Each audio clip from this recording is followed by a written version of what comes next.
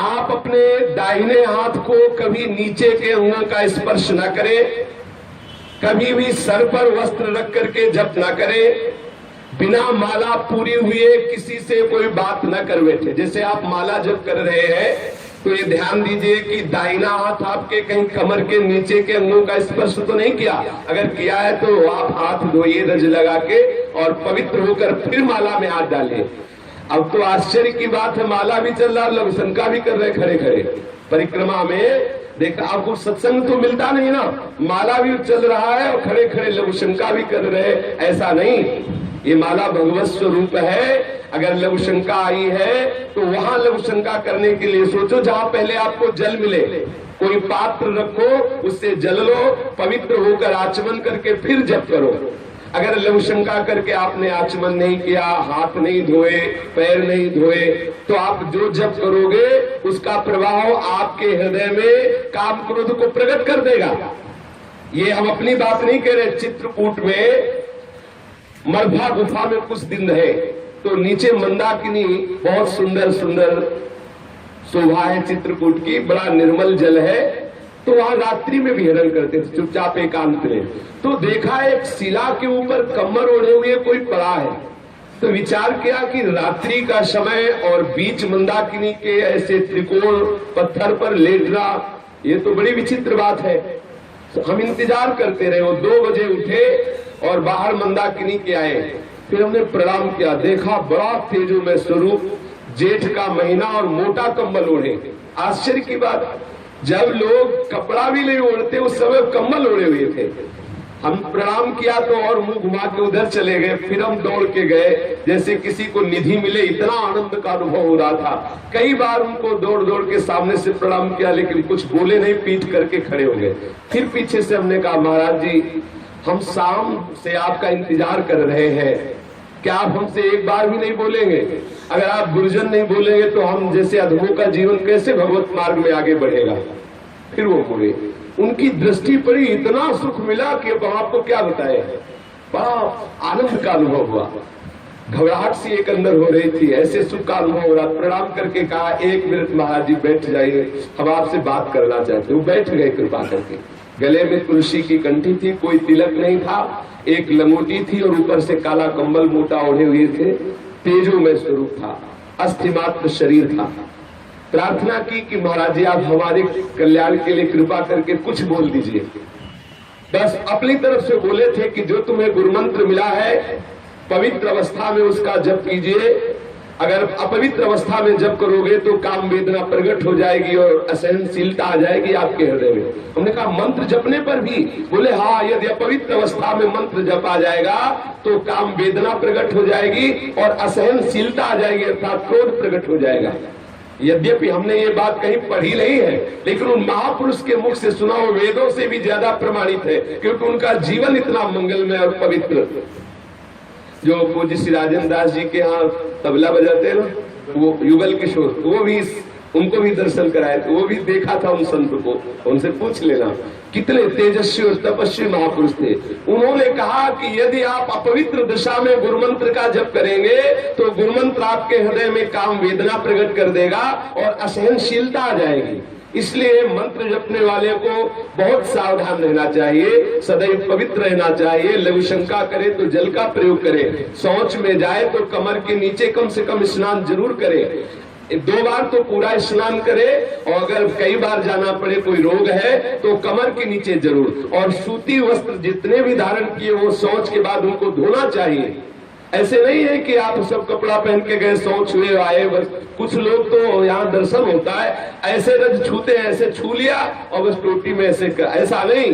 कम से कम, जब बिल्कुल कम तो 7 बार बायां हाथ धोइए, फिर उसी बाएं हाथ से रज लेकर हाथ पैर में रज लगाकर धोइए पैर में, फिर दोनों हाथ मिला करके कम से कम 5 बार रज से धोइए। आप सोचेंगे कि ये तो नाली जाम करवा देंगे हमारे बाथरूम की। थोड़ा थोड़ा रज ले लीजिए। पहले अगर साबुन लगाना है तो पहले रज के बाद साबुन मत लगाइए, रज परम पवित्र है। जितनी आप पवित्रता का निर्वाह करेंगे उतना ही आपके हृदय में मंत्र प्रकाशित होगा।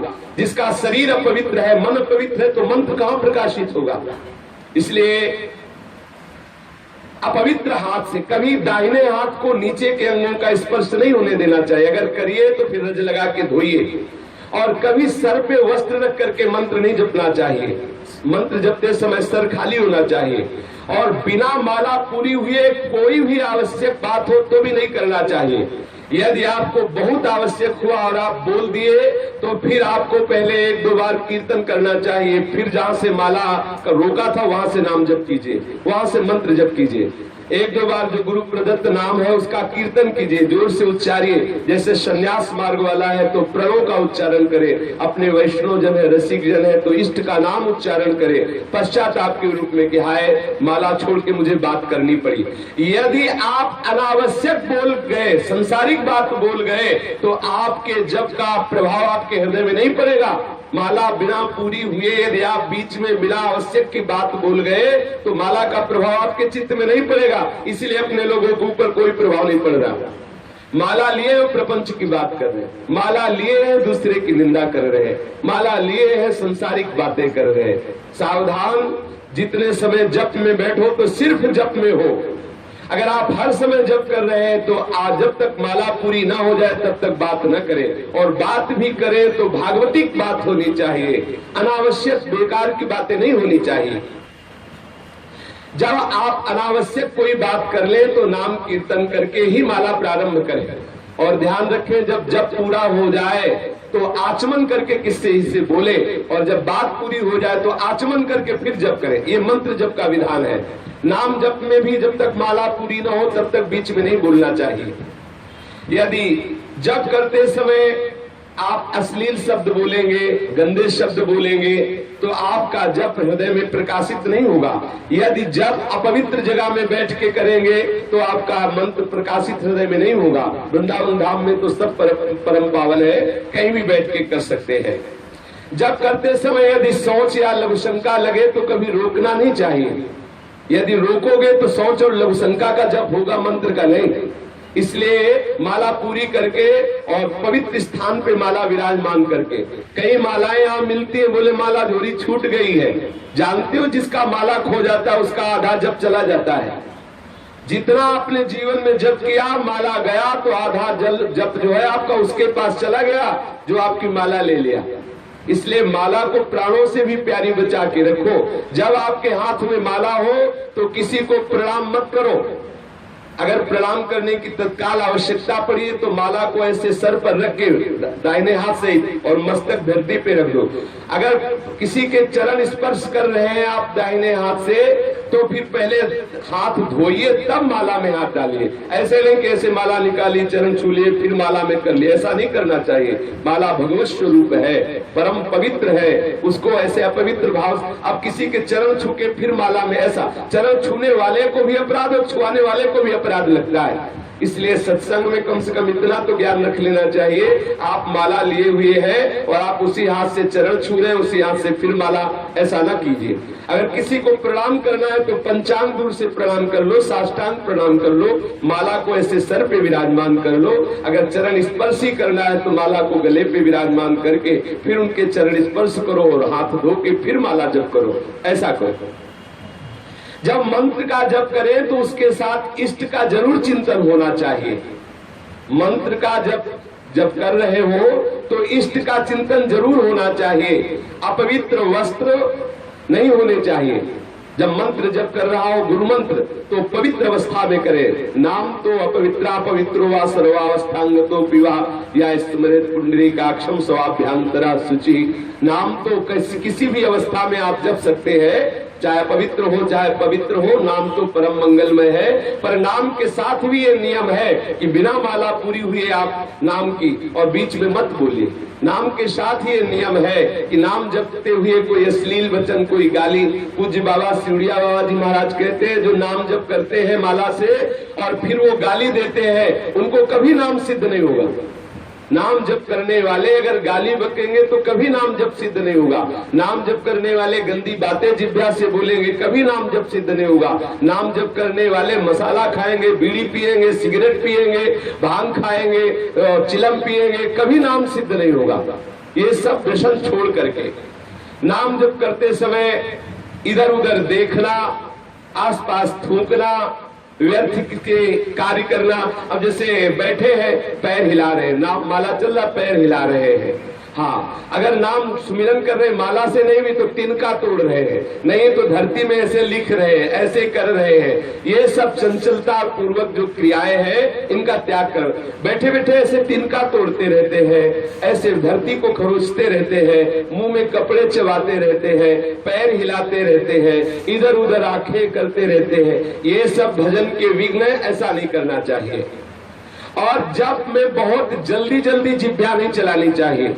जप करते समय धीरे धीरे जप का जो मंत्र है उसका एक एक अक्षर ध्यान करते हुए, जैसे अपने को राधा बोलना है तो राधा पूरा हमारे मानस पटल पर राधा नाम दिखाई दे रहा है और कान में सुनाई दे रहा है। फिर हम आगे की जो आगे की मन का है, जो तुलसी का आगे का गुड़िया, वो तभी हम करेंगे जब एक नाम सुन लेंगे और उसको देख लेंगे। तब भले संख्या में कम हो लेकिन ऐसा आपको लाभ मिलेगा। यदि आप जल्दी करोगे तो देख लो पूरा का पूरा माला निकल जाएगा, आप क्या जप गए आपको खुद पता नहीं चलेगा। ऐसे भी जब होता है, पूरा माला निकल गया और संसार का चिंतन चल रहा है, एक बार भी नाम का ना तो श्रवण हुआ ना दर्शन हुआ। इसलिए जप में जल्दीबाजी न करे, धीरे धीरे जप करे, ऐसे मानो आपके नेत्रों के सामने लिखा हो, भले थोड़ा जप हो, आप इसकी चिंता न करें। इस तरह जप करने से आपके हृदय में बहुत बड़ा प्रभाव पड़ेगा, मन चंचलता शून्य हो जाएगा। कभी मंत्र का उच्चारण नहीं करना चाहिए। मंत्र जितना धीमे होगा उतना ही लाभ होगा। जैसे वाचिक मंत्र जपने का विधान नहीं है, उपांश या मानसिक ही जपने का विधान है। अगर वाचिक मंत्र उच्चारण कर दिया तो धीरे धीरे आपके हृदय में आपराधिक प्रवृत्तियां जागृत हो जाएंगी। और आजकल हमारी बुद्धि इतनी भ्रष्ट हो गई है कि हम द्वादशाक्षर मंत्र, पंचाक्षर मंत्रों का कीर्तन करते हैं। भागवत आज में अपने लोग कीर्तन करते हैं द्वादशाक्षर मंत्र का, पंचाक्षर मंत्र का। और शास्त्रीय विधान है, जब गुरु मंत्र दिया जाता था तो घंटा शंख बजाया जाता था।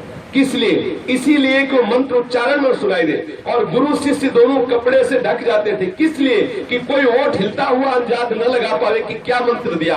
आज हम उन महागुप्त मंत्रों का कीर्तन करते हैं। गायत्री मंत्र, पंचाक्षर मंत्र, द्वादशाक्षर मंत्र है। मंत्र का गान करने से मंत्र जो है अमंगल करता है। मंत्र जितना गुप्त रखा जाता है उतना ही वो प्रभावित होता है। और कीर्तन जितना उच्च स्वर से किया जाता है उतना ही मंगल होता है। वाचिक से 10 गुना उपांशु और उपांशु से 100 गुना मानसिक। अगर मानसिक मंत्र जप होने लगे तो बहुत शीघ्र भगवत अनुराग प्रकट हो जाए। मंत्र का कभी उच्चारण नहीं करना चाहिए, कीर्तन मंत्र का नहीं करना चाहिए, और नाम को कभी धीरे से नहीं बोलना चाहिए। उच्च स्वरस्तम बद सर्वदैव, ऊंचे स्वर से सदैव नाम का कीर्तन करना चाहिए। जब तक जप किया जाए ये बात मन में जरूर रहनी चाहिए कि कोई भी विषय भोग का संकल्प न बनने पावे। बहुत ध्यान देने की बात है। जब आप जप कर रहे हो एकाग्रता पूर्वक तो कोई भी विषय भोग का संकल्प ना बनने पावे। यदि विषय भोग का संकल्प बना तो जप की जो ऊर्जा है वो आपके संकल्प पूर्ति में जाने लगेगी। अगर आप किसी भी विषय भोग का संकल्प करेंगे जप करते हुए तो जप का जो पावर है वो आपको वो विषय भोग प्रदान करेगा। जितनी मात्रा में आप जप कर रहे हैं और उतना आपकी जो सामर्थ्य आई है, वो विषय जिसका संकल्प कर रहे हैं भोगने का, वो विषय आपको प्राप्त हो जाएगा। लेकिन भगवत प्राप्ति में बाधा खड़ी हो जाएगी। कुछ साधक बड़े हर्षित होते हैं जब उनका संकल्प पूरा होता है। बोले हमने जो सोचा वही हो गया। अरे रो, अपराध हो गया। जो तुम सोचते हो वही हो रहा है। बड़ा घाटा हो रहा है, बड़ा खतरा हो रहा है। रो प्रभु से कि बंद करो ये हमारे मन की बात होना। आप अपने मन की बात करो, मेरे मन की नहीं। सारा भजन मिटियामेट होता जा रहा है और हम लोग सोचते हम सिद्ध हो गए। अपने लोगों को लगता है हम बड़ा लाभ प्राप्त करें। हम जो सोचते वही हो रहा है, घाटा हो रहा है। हम जो सोचे और वही हो जाए तो तुम्हारे भजन की जो ऊर्जा है वो खर्चा हो रही है, आपके पास कुछ नहीं रह रहा है। यदि आपका संकल्प सिद्ध होने लगे तो बहुत बड़ी हानि हो गई, बड़ा अमंगल हो गया। सदैव इस बात से बचना चाहिए कि भजन के समय कोई संकल्प ना बनने पावे। इसके लिए श्रीधाम वास करते हुए अधिकतर भूमि शयन का अभ्यास किया जाए। भूमि शयन का अभ्यास किया जाए, ज्यादा से ज्यादा ब्रह्मचर्य रहा जाए, अधिक समय तक मौन वृत्ति रहे, या संपूर्ण मौन या विचार मौन। विचार मौन में यह है कि जब कोई आवश्यक बात हो तो बहुत कम शब्दों में विचार पूर्वक उत्तर दे दे और गुरु सेवारत रहा जाए। यदि भजन को पूर्ण करना है तो जिनका दिया हुआ मंत्र है उनकी अधीनता स्वीकार करें, उनकी आज्ञा का पालन करें। गुरु सेवा परायण होकर यदि मंत्र जपा जाए तो बहुत शीघ्र सिद्धि प्राप्त हो जाती है। और गुरु सेवा तज करे जयान, यह अधर्म यह सबहान, कान नरस कन मेरा है। जो गुरुदेव की अवहेलना करके सोचे कि अब हमें तो मंत्र मिल ही गया है, अब इनसे जप करके सिद्धि प्राप्त कर लेंगे, बोले अधर्म हो रहा है, बड़ी हानि हो जाएगी, मंत्र सिद्ध नहीं हो पाएगा। तो गुरुदेव की सेवा और 2 काल कम से कम स्नान, 2 बार स्नान, कोई भी पाप कर्म न बनने पावे सावधानी, नित्य ठाकुर सेवा और नित्य बैठकर परस्पर हरि चर्चा करना और नित्य अपने इष्ट की स्तुति करना और जो नियम निष्ठा दिया गया है जप का उसे पूर्ण रूप से निभाना। यदि ऐसा किया जाए तो मंत्र सिद्ध होने लगता है। और मंत्र सिद्ध होने पर भी यदि हमारे हृदय में तनिक भी संत निंदा का भाव आ गया तो सब बराबर हो जाएगा। भक्तन निंदा अति बुरी भूल करे जिन कोए, क्या है कि सुकृत बहु जन्म के छिल में डाले खोए। कितनी बड़ी हानि हो गई। यदि आप मंत्र सिद्धावस्था तक पहुंच रहे हैं तो एक जगह डरते रहे कि किसी वैष्णव की ना तो निंदा सुनेंगे ना करेंगे। यदि वैष्णव निंदा हो गई आपसे तो बहुत जन्मों के किए हुए सुकृत उसी समय नष्ट हो गए, फिर आपको बहुत काल लगेगा उस स्थिति में पहुंचने के लिए। इसलिए सदैव वैष्णव निंदा से बचते हुए ना तो जप करने वाले को पराई स्त्री से संभाषण करना चाहिए, ना किसी पतित से कोई संबंध रखना चाहिए। जिसने अपने व्रत को छोड़ दिया हो, त्याग दिया हो, ऐसे का संग नहीं करना चाहिए। जो नास्तिक है, भगवत आराधन नहीं करता है, उसका कभी संभाषण या किसी भी तरह से संग नहीं करना चाहिए। अपने इष्ट और गुरु के उच्छिष्ट के सिवा किसी का उच्छिष्ट नहीं पाना चाहिए। कभी झूठ नहीं बोलना चाहिए, कभी कुटिलता पूर्वक बोलना, अपने हृदय में जो छुपा के बोलने की आदत है वो बोलना नहीं चाहिए। किसी के अनुष्ठान को देख करके हृदय में ईर्ष्या नहीं करनी चाहिए। कोई बहुत जप अनुष्ठान या भजन कर रहा है, हमारे हृदय में ईर्ष्या नहीं होनी चाहिए। ईर्ष्या होगी तो निंदा जरूर हो जाएगी। अरे क्या जप करते हैं, जप भी करते हैं और वो भी करते हैं, ऐसा करते हैं, निंदा करने की भाव आ जाएगी। जप करने वाले को कभी अपने इष्ट की शपथ नहीं खानी चाहिए। ध्यान देने की बात है। या आप छोटी बात में वो ठाकुर जी की कसम को बोले, भगवान कसम कहते हैं, जमुना कसम कहते हैं, गंगा कसम कहते हैं, अपने इष्ट की धाम की कसम, ऐसा कभी नहीं करना चाहिए। जप करने वाले को, सुमिरन करने वाले को, आराधना करने वाले को चाहे प्राण चले जाए कभी कसम नहीं खानी चाहिए कि हम भगवान की कसम खाते हैं। ऐसा नहीं किया, एक बार बता दिया, नहीं किया, मानो ना मानो तुम्हारी जो मर्जी आवे सो करो। अपने ठाकुर की कसम थोड़ी खानी है, अपने प्राणाराध्य को थोड़ी साक्षी देना है। कभी ऐसा नहीं करना चाहिए। यहाँ मना किया जा रहा है कि जो भगत सुमिरन करता है, भजन करता है, उसे सावधानी रखनी, कभी अपने इष्ट की शपथ नहीं। अनुष्ठान या भजन शुरू करने पर ये ध्यान रखना है कि मरण सोच में कभी भोजन नहीं पाना है। वो जो तेरही और वो क्या कहते दसवां जो शब्द कहता है, 10वें दिन को क्या कहते हैं इससे शास्त्रीय शब्दों में, दशा, हाँ ऐसा कुछ नहीं, हाँ ऐसे बोलते हैं। कपड़े लिखे तो शब्द नहीं आते हमारे। मरण सोच का अन्न नहीं पाना चाहिए, जरूर ध्यान रखना चाहिए। जब तक वो ब्राह्मण लोग ना पाले तब तक नहीं पाना चाहिए। अब गृहस्थ है तो अपने घर की बात अलग, ठाकुर को भोग लगा के पावे, और दूसरों के, अगर गृहस्थ है अपने घर की बात अलग, दूसरों के यहाँ जाके वो भी तेरह ही करना पावे, और साधु को तो पाना ही नहीं चाहिए। और जनना सोच, जब बालक हो तब जो माताएं अपवित्र दशा में रहती, जब निकल आती है और बालक के सब जात कर्म संस्कार हो जाते हैं, फिर जाकर के वह भले प्रसाद पावे।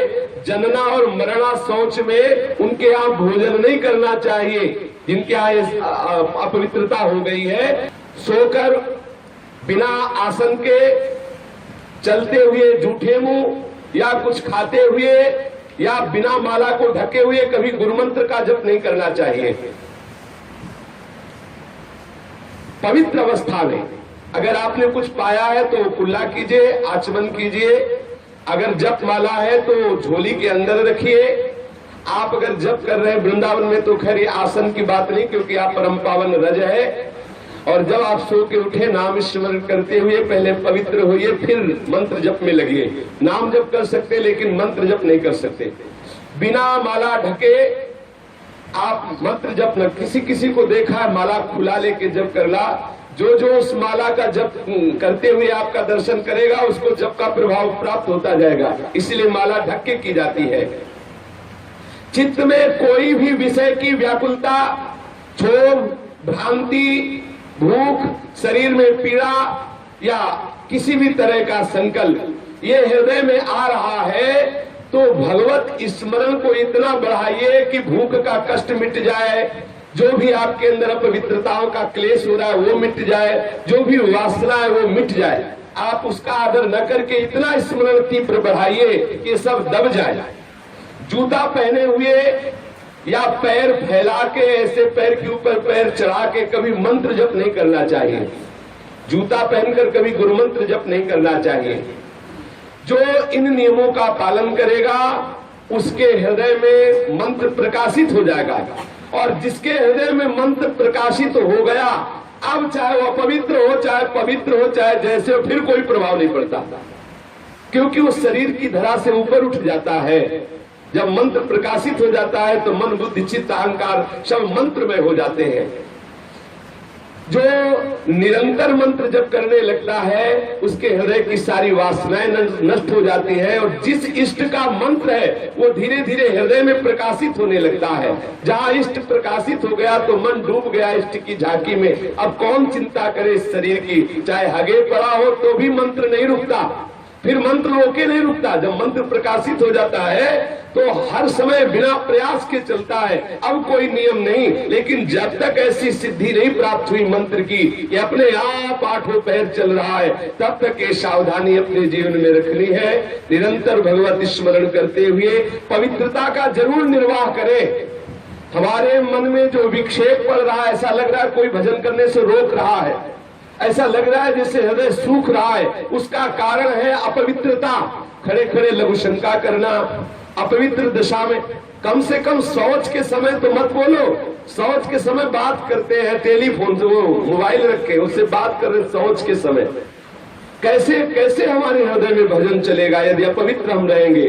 भोजन के समय, लघु शंका के समय, शौच के समय, जप के समय, ये सब विशेष मौन रहने की बात होती है। पवित्र होके भगवत शरणागत होकर के निरंतर स्मरण करते हुए अपने जीवन को मंगलमय बनावें। श्री राधा वल्लभ लाल की।